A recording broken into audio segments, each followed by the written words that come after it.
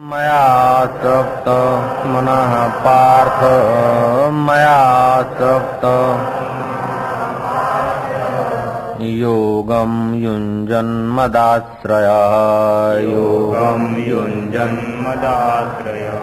असंशयं समग्रं माम् यथा ज्ञास्यसि तच्छृणु हे पार्थ, अनन्य प्रेम से मुझ में आसक्त चित्त तथा अनन्य भाव से मेरे परायण होकर योग में लगा हुआ तू जिस प्रकार से संपूर्ण विभूति, बल, ऐश्वर्य आदि गुणों से युक्त सबके आत्मरूप मुझको संशय रहित जानेगा, उसको तू सुन। मया आसक्त मना पार्थ, मेरे में जिसका मन आसक्त है। ये भगवत गीता के 7वें अध्याय का प्रथम श्लोक है। दूसरा है ज्ञानम तेऽहं सविज्ञानम ज्ञानम तेऽहं सविज्ञानम इदं वक्ष्यामि शेषतः यज्ञात्वा नेह भूयो अन्यत् यज्ञात्वा नेह भूयो अन्यत् ज्ञातव्यम् अवशिष्यते मैं तेरे लिए इस विज्ञान सहित तत्व ज्ञान को पूर्णतया कहूंगा, जिसको जानकर संसार में फिर और कुछ भी जानने योग्य शेष नहीं रह जाता है। ये भगवत गीता के 7वें अध्याय का पहला और दूसरा श्लोक है। अनन्य प्रेम से मुझ में आसक्त चित्त,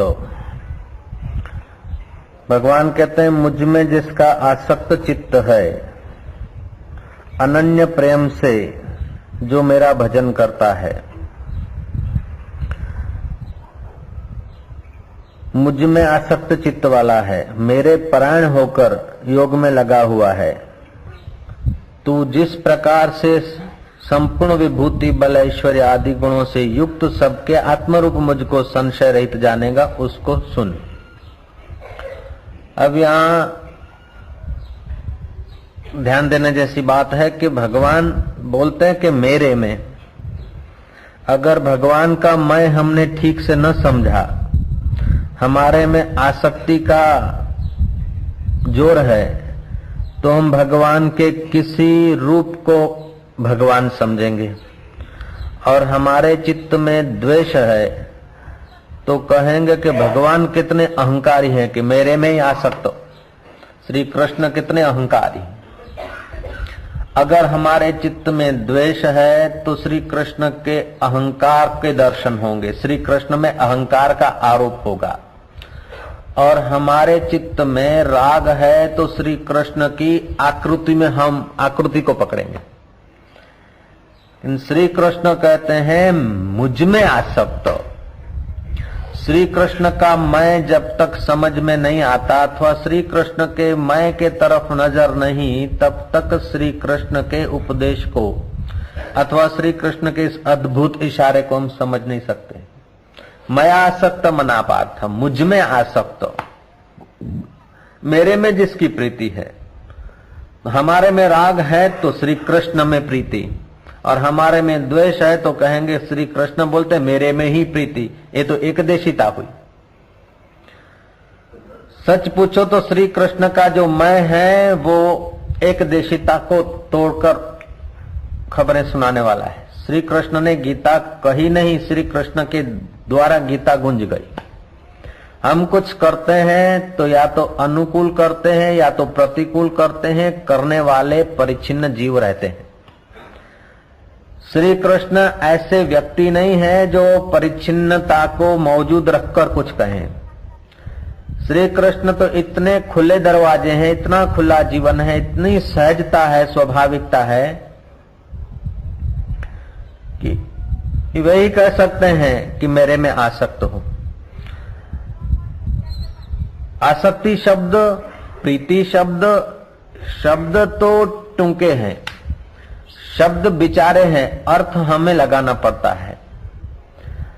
जो हमारी बोलचाल की भाषा है वही श्री कृष्ण बोलेंगे, जो हमारी बोलचाल की भाषा है वही गुरु बोलेंगे। भाषा तो बिचारी अधूरी है, अर्थ भी उसमें हमारी बुद्धि के अनुसार लगता है।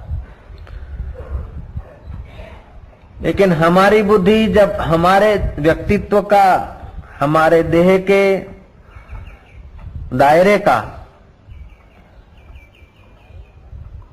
आकर्षण हमारी बुद्धि छोड़ दे तो फिर कुछ हम समझने के काबिल हो पाते हैं। और समझने के काबिल होते होते ये समझा जाता है कि हम जो कुछ समझते वो कुछ नहीं। आज तक जो हमने समझा है, आज तक जो जाना है वो कुछ नहीं। जिसको जानने से सब जाना जाता है वो हमने नहीं जाना।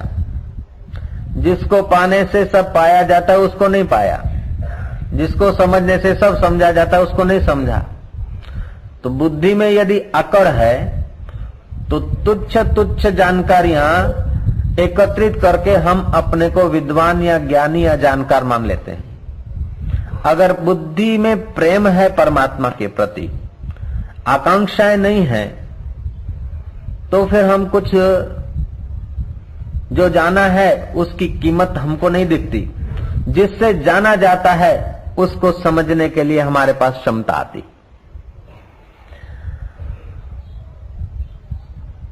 अर्जुन को लगा था एक बार,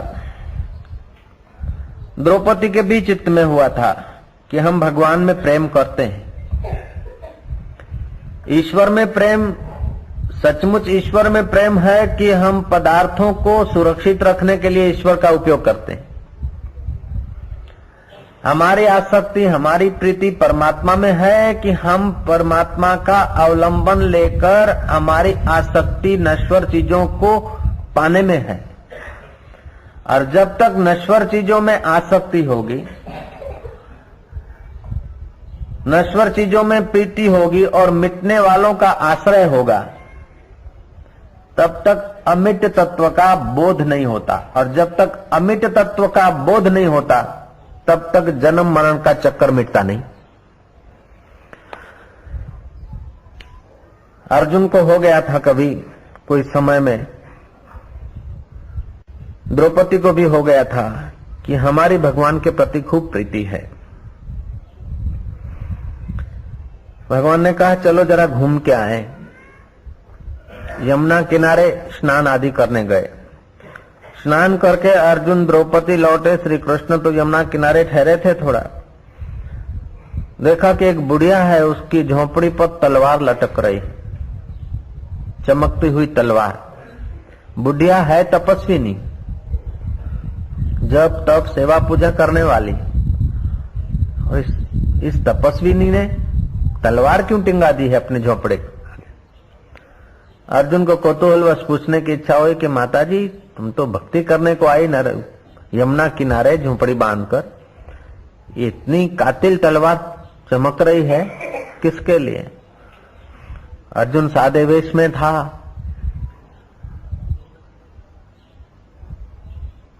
वो महिला ने कहा कि ये तलवार उस कम वक्त के लिए मैंने लगाई है कि कभी आ जाए मेरे सामने तो उसको मैं ठीक कर दूं।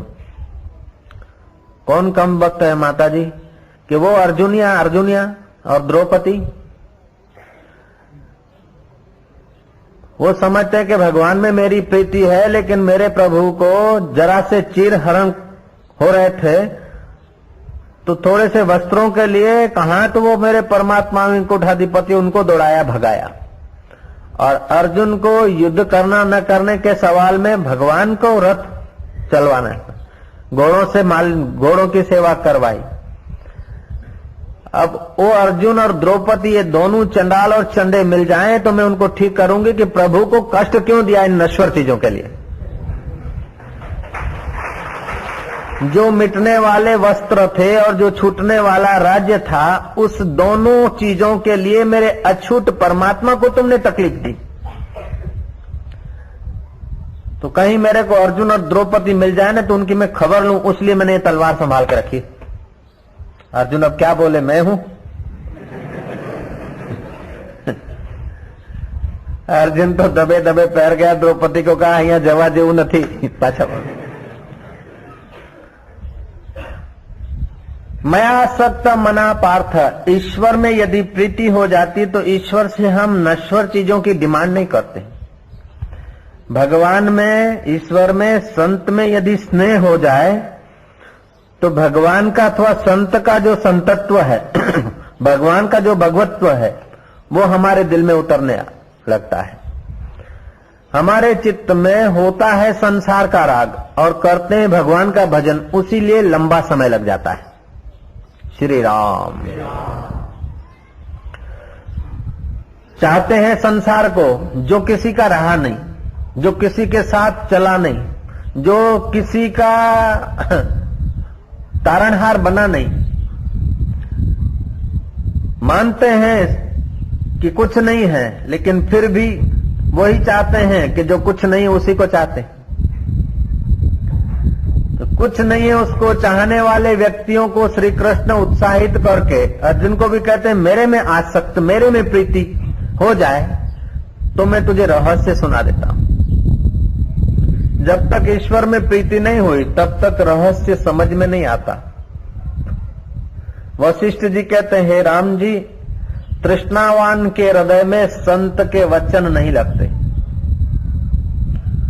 इच्छा और तृष्णावान हृदय में संत के वचन नहीं ठहरते। तृष्णावान से तो वृक्ष भी भय पाते, पेड़ भी डरते कहीं देखे आम और पत्थर न उठाए। पेड़ को पत्थर का भय लगता है, ऐसे ही संत ध्यान भजन समाधि में ईश्वर की मस्ती में झूमते झूमते लोगों को आकर सुनाएंगे और रस्ते थे साईं मुख्य फलाणु करो। अरे श्री राम। तृष्णावान की अक्ल का दिवाला हो जाता है, कब क्या चीज मांगे कब क्या कहें वो पता ही नहीं चलता। इच्छा वासना तृष्णा आदमी की बुद्धि को दबा देती। दो प्रकार के लोग होते हैं, एक तो वे होते हैं जो चाहते हैं कि हम कुछ ऐसा पालें कि फिर कुछ पाना न पड़े, और दूसरे वे लोग होते हैं कि हम जो चाहें वो मिला करें। हम जो चाहें वो मिला करें, ऐसी जिनकी इच्छा है उनकी इच्छा कभी पूरी होती नहीं। एक इच्छा पूरी हुई तो दूसरी आएगी, दूसरी पूरी तो 10 और आएगी, ऐसे करते करते जीवन पूरा हो जाएगा और मनुष्य जन्म की दुर्लभता ऐसे ही खो देंगे।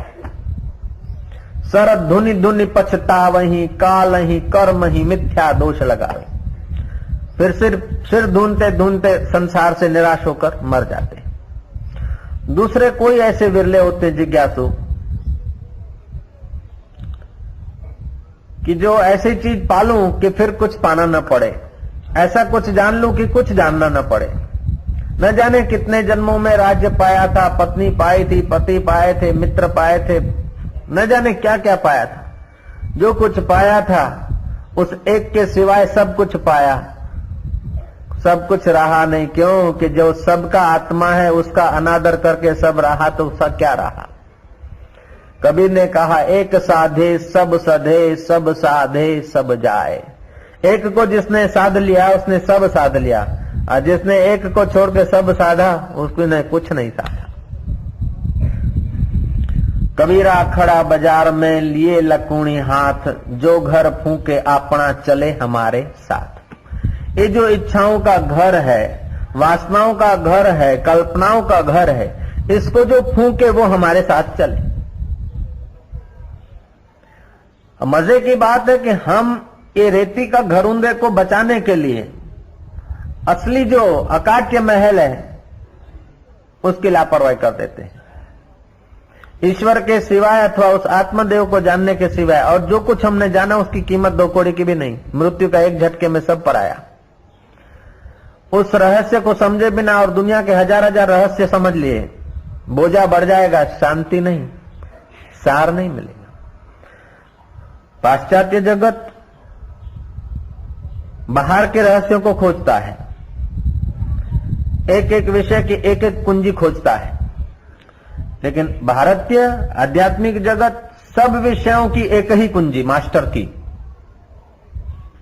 सब दुखों की एक ही दवाई। भारत दर्शन का, कृष्ण का इशारा सब दुखों की एक दवाई पर है। और पाश्चात्य जगत का विश्लेषण, एक एक विषय की मास्टर की खोजते खोजते इतने विषय हो गए, इतने कियां हो गई, इतने कुंजियां हो गई कि अब कौन सी कुंजी कौन से ताले की वो भी पता नहीं।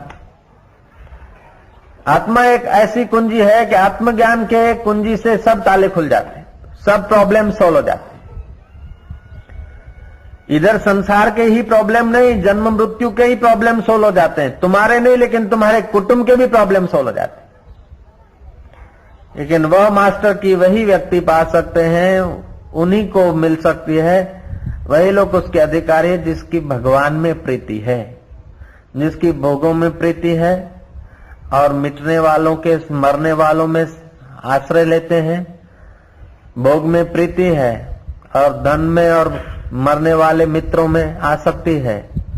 ऐसे लोगों के लिए मास्टर की होते हुए भी उनकी नहीं पराई हो जाती, और जिनकी भोगों में रुचि नहीं है, मिटने वालों को मिटने वाला समझकर अमिट के तरफ जिज्ञासा है, उनको ये मास्टर की हाथ लगती है।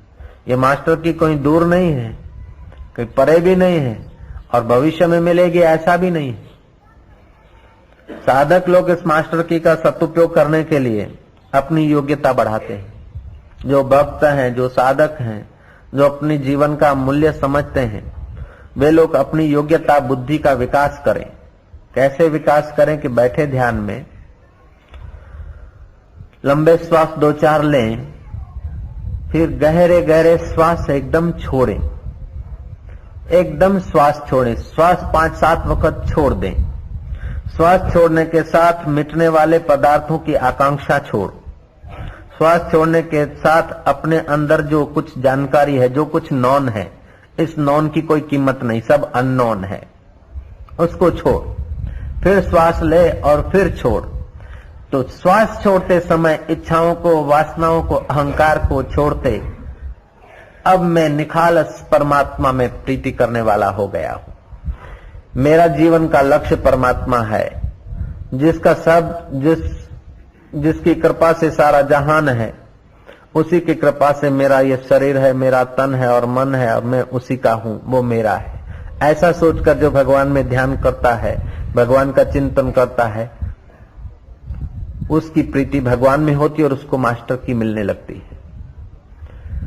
एक तो ये कि जब ध्यान भजन करने बैठे तो श्वास छोड़ने के साथ अपनी इच्छाएं, वासनाएं, कल्पनाएं छोड़े। 5-7 बार ऐसे श्वास छोड़े और इच्छाओं, वासनाओं को अलविदा करें। दूसरा कि मिटने वाले पदार्थों के लिए हजार मेहनत करा, फिर भी जीवन में तो परेशानियां हैं।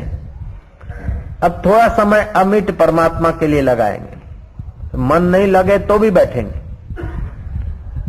किसी सेठ के पास कामदार गया, नौकर गया काम करने के लिए।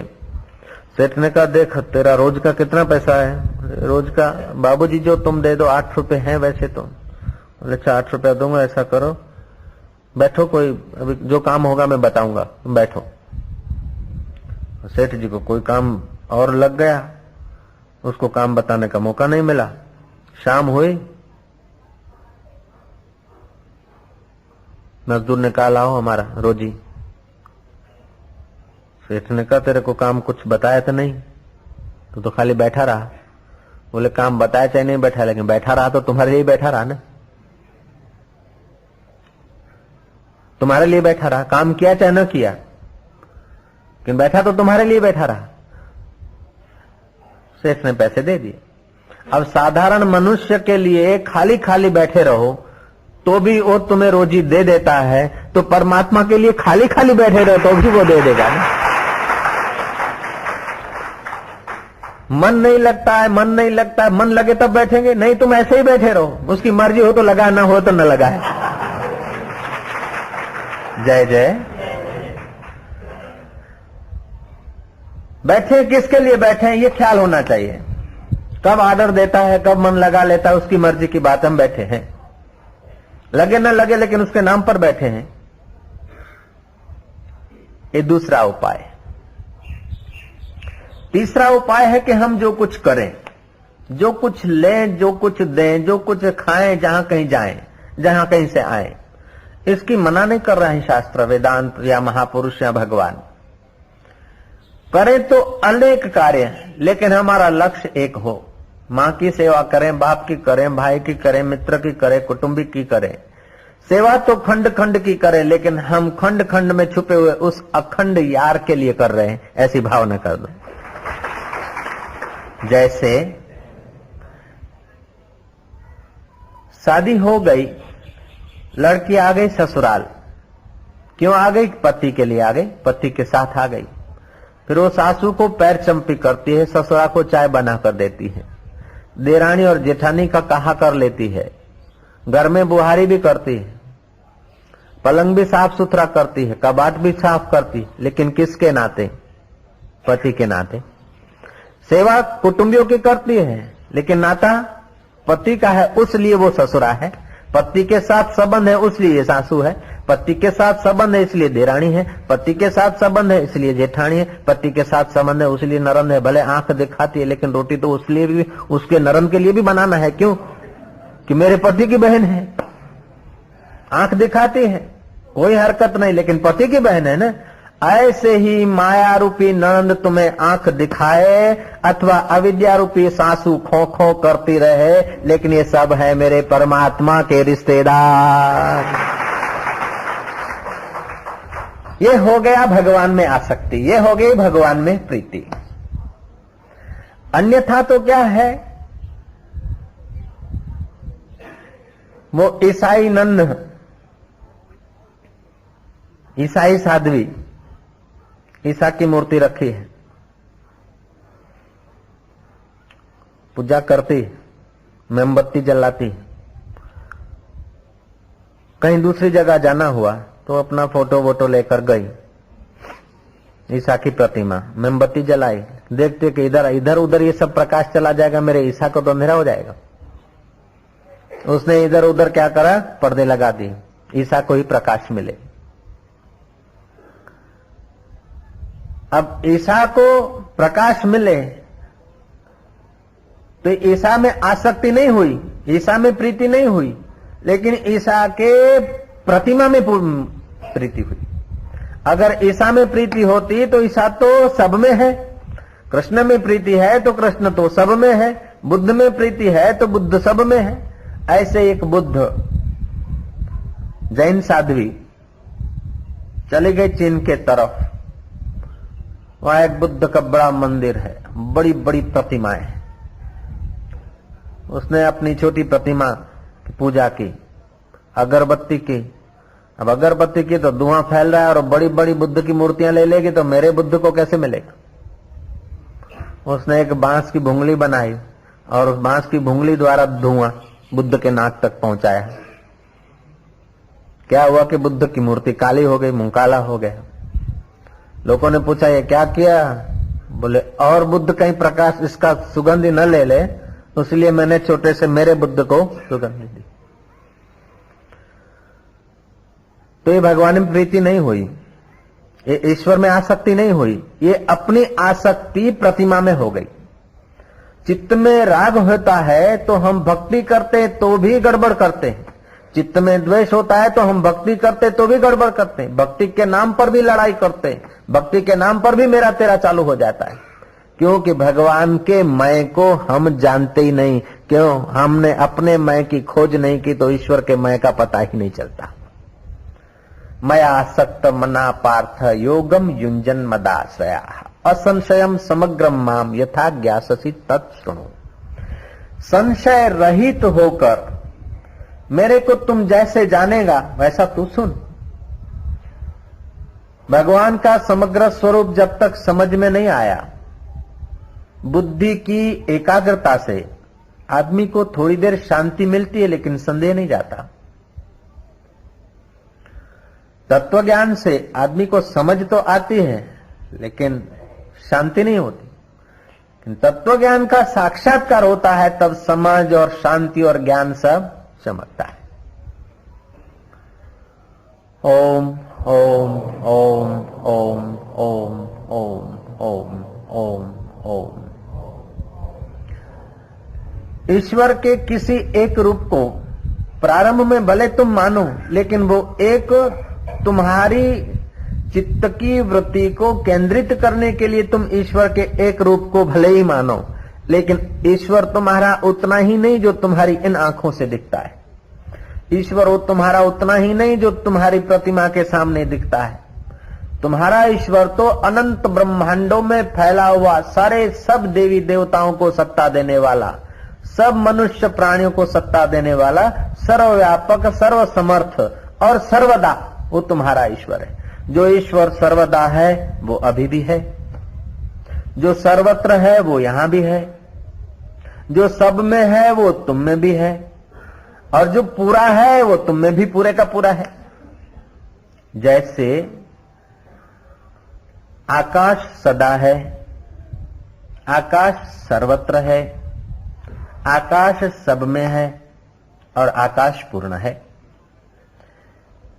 फिर तुम्हारे घड़े में जो आकाश है वो घड़े की उपाधि के कारण घटाकाश दिखता है। तुम्हारे मठ में जो आकाश है मठ की उपाधि से मठाकाश दिखता है, लेकिन मठ की और घट की उपाधि होते हुए भी वो महाकाश से मिला जुला है, महाकाश से भिन्न नहीं है। ऐसे ही तुम्हारे हृदय में जो तुम्हारे घट में वो घटाकाश रूप परमात्मा है, वही परमात्मा पूरे का पूरा अनंत ब्रह्मांडों में है। ऐसा समझकर यदि उस परमात्मा को प्यार करो तो तुम परमात्मा के तत्व को जल्दी समझ जाते हो। ओम ओम ओम ओम ओम ओम। चौथा उपाय यह है कि जो बीत गया, सुख बीता या दुख बीता, मित्र की बात बीती या शत्रु की बीती, जो बीत गया अब वो तुम्हारे हाथों में नहीं है, और जो आएगा वो तुम्हारे हाथों में नहीं है। तो भूतकाल की चिंता छोड़ी और भविष्य की कल्पना छोड़ी, रहा वर्तमान। और मजे की बात है कि काल सदा वर्तमान है। वर्तमान में ठहर कर आगे की कल्पना करो तो भविष्य, और पीछे की कल्पना करो तो भूत। जो बीत गया उसकी कल्पना करो तो भूत, और जो आएगा उसकी कल्पना करो तो भविष्य। हकीकत में काल एक है। तुम्हारी वृत्तियां आगे और पीछे होती है तो भूत और भविष्य बनता है। भूत और भविष्य जिस कल्पनाओं से बनता, उस कल्पना का आधार वो मेरा परमात्मा है। हरिओम तत्सत और सब गप सब। ऐसा करके भी यदि उस यार को प्यार करो तो भी तुम मैं आसक्त हो सकते हो। पांचवा उपाय है, जैसे नारद जी की गति अबाधित रहती थी, कहीं भी गए नारायण नारायण पहुंच गए, फिर आए, गए फिर आए। भगवान ने भेजा जाओ वृंदावन में क्या हो रहा जरा खबर ले आओ, गए फिर आ गए। जाओ नागपति क्या कर रहे हैं जरा देख कर आओ, गए फिर वहीं आ गए। गोपियों की खबर लेकर फिर वहां द्वारका आए, स्वर्ग की खबर लेकर द्वारका आए, मृत्युलोक का चक्कर मार के द्वारका आए। ऐसे ही तुम्हारा मनरूपी नारद, दुकान पे बैठे हो तुम, दुकान पे गया, जाने दो, बैठे हो तुम पूजा रूम में, मन गया दुकान पे गया, फिर सोचो गया तो मेरे प्रभु की सत्ता से गया ना, मेरे आत्मा की सत्ता से, देखने वाला तो मैं आत्मा, आ गया अपने में। फिर मन होटल में चला गया, इडली डोसा खा रहा है, तू तारे खा, लेकिन तेरे खाने को मैं देख रहा हूं, आ गया तुम्हारे पास। गया मन ऑफिस में, ऑफिस में एक बार गया, दुकान में एक बार गया, इनकम टैक्स में एक बार गया, जेल में एक बार गया, रेल में एक बार गया, एक एक बार सब जगह गया, लेकिन उस आत्मा में तो अनेक बार हो गया उसका।